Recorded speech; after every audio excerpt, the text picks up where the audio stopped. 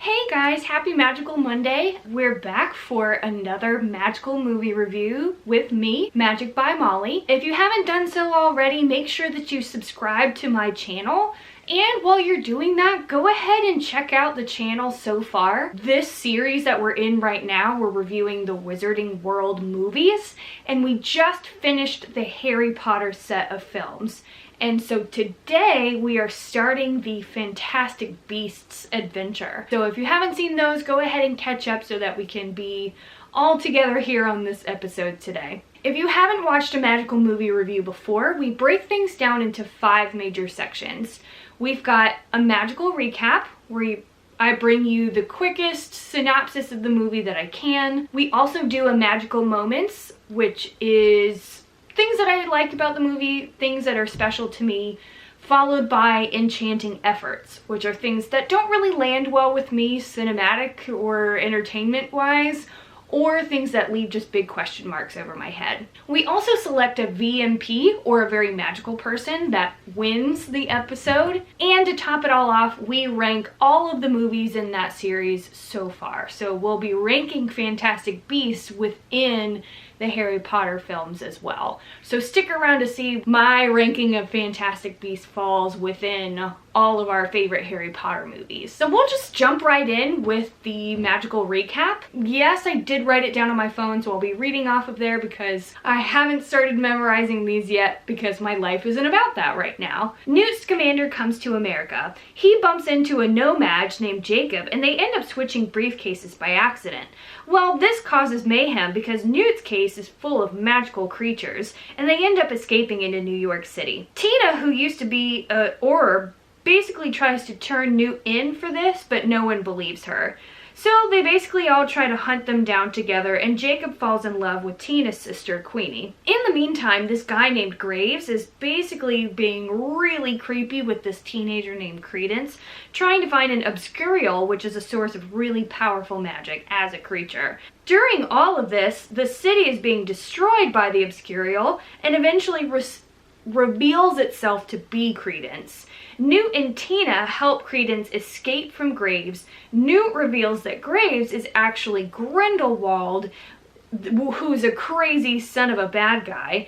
Then Jacob, who has been witness to all of this, has to get obliviated, but gets to start his new life as a baker thanks to Newt. That one was hard to write. There was just a lot. I threw my phone. That was a lot to process. There's a lot happening in this movie. Mostly I'm just obsessed with all the creatures. So that's magical moment number 1. And I think this is my roots as a Hufflepuff, so I'm already in love with this film.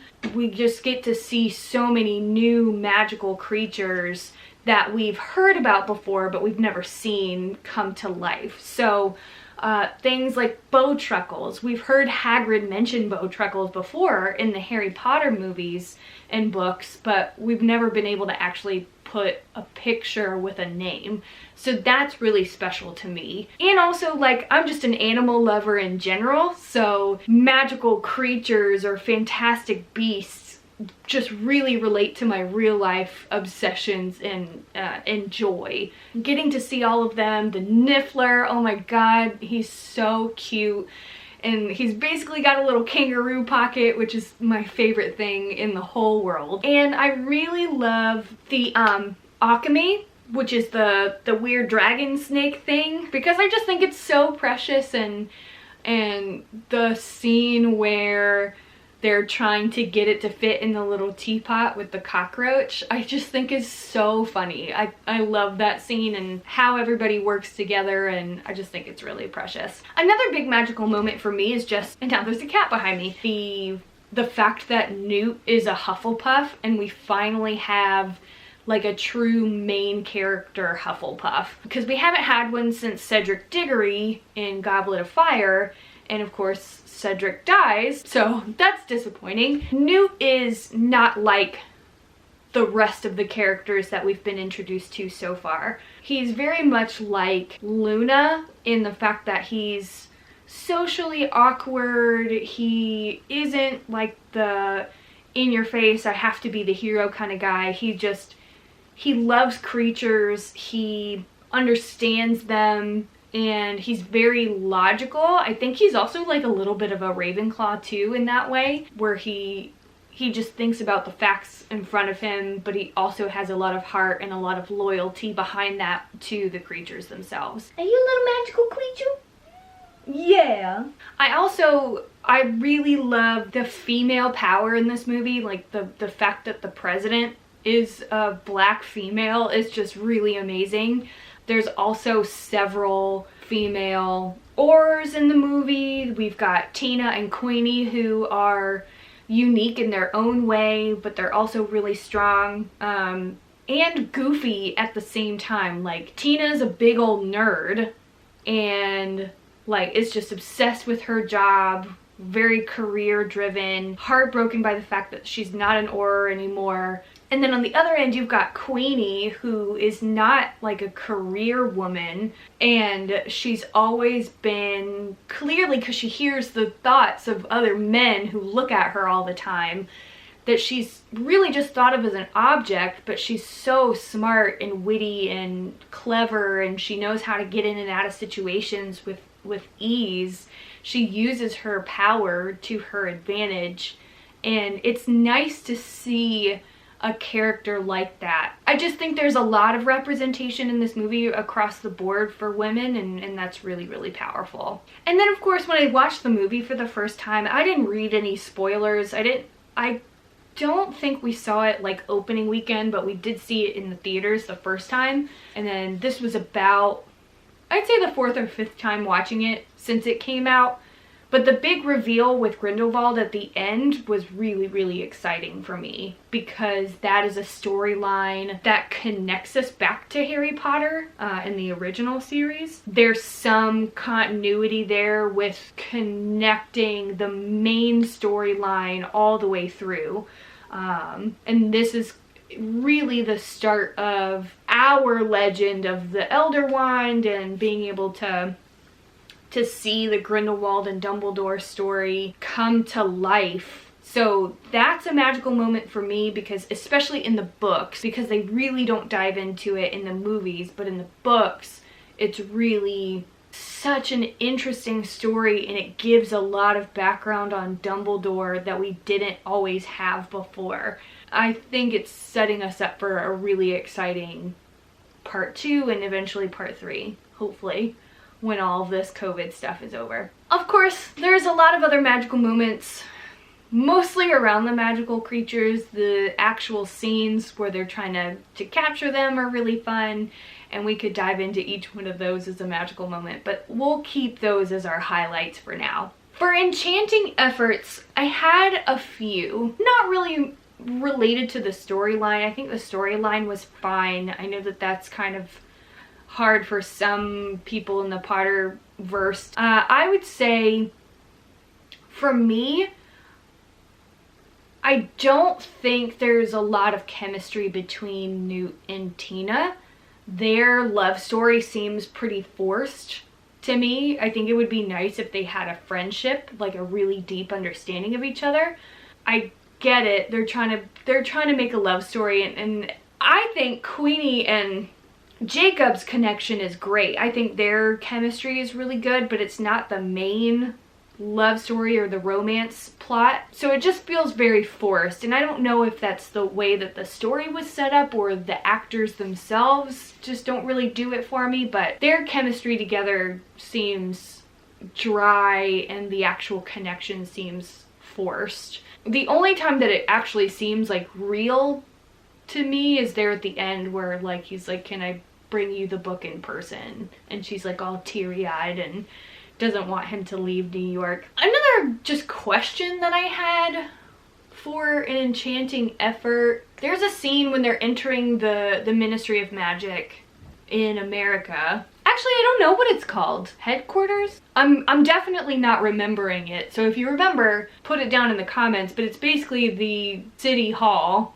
of the Magical Corporation of America. But they go down into the basement, like where Tina works, and a little mouse memo comes through the tube, and an already like existing mouse memo like destroys it, and they shed each other. Like, was that on purpose? If it was important information, then it just got ruined by like fake mice action. I don't really understand that part. Like I like looking at the interaction, and I think how they do the memos is cool, but like the fact that they shred each other doesn't really make any sense to me. Another big question that we had when we were watching it this time was toward the end when they're doing the obliviate on the city with the rain. We have a lot of questions about how obliviate is working on all the muggles, but it's not working on the wizards that are also standing outside or in the rain or like helping to put the city back together, because of course the rain is getting on them, and maybe it's like the intention behind the obliviate, but I don't really understand why. Like, why is it affecting some and not all? Because we know that wizards can be obliviated, so it's not that. It took a few times for us to watch it, and this is only an assumption, but for the muggles or the no-mages, which I also don't like that term, that are inside, how it's obliviating them as well if they're not getting directly rained on. And I assume it's because like the bank guy, he's taking a shower, so he's getting watered in that way. But that still doesn't really make any sense to me, because the rainwater outside isn't directly related to the water that's falling on his head or the water that's coming out of the faucet. If anybody's drinking it, like, it goes through a system first. Even back then, it's not as sophisticated as a water filtration system is now, but there's still like a process that it has to go through that it might take a while. I don't know, it just doesn't make any sense to me. Like, I have a lot of questions there. Yeah, I'd say that those would be really the big ones. I like this movie a lot. I enjoy watching it, but there aren't really like a lot of like really big moments for me other than the creatures themselves. So I don't have very many enchanting efforts either, but I think it's because like everything just is fine. Everything coasts through just fine for me. So of course my VMP is going to be Newt, because he's so smart, he knows so much, and he cares a lot about the creatures enough to care for them, but to teach other people as well. Like, he cares about other people wanting to care about creatures and just understand them a little bit more, to be able to show like, hey, we can use these creatures to our advantage. Sounds a little harsh, but basically they can use the creatures and work together to make the world a better place. I think he's smart. I think he's loyal to Dumbledore, because we're seeing that even here in the first movie when he's being interrogated by Graves. I think Eddie Redmayne, I think that's how you say his name, he just does such a really, really good job with Newt. And also just, he is so easy to fall in love with, and he's just a really, really great character. I love him a lot. That brings us to the rankings. I would say I do like this movie a lot, and I was gonna put it farther up in my list, because let's say that this movie and Deathly Hallows is on. I haven't seen this movie as often, so I was gonna put it higher, but then I had to like rethink the content. So the ranking goes: Prisoner of Azkaban, Half-Blood Prince, Order of the Phoenix, Deathly Hallows Part 1, Sorcerer's Stone, Deathly Hallows Part 2, Fantastic Beasts and Where to Find Them, Chamber of Secrets, and Goblet of Fire. So, of course, I love the movie. I love all the movies, let's be real, but when it comes to content, that's just my preferred order. So, I do love it. Take that with a grain of salt, but definitely know that you guys are welcome to argue with me on that, or just put your rankings down below. And while you're at it, go ahead and hit that like button, and make sure you subscribe if you haven't done so already. I love doing these magical movie reviews, so I want to hear more from you guys about what magical movies you want to review next.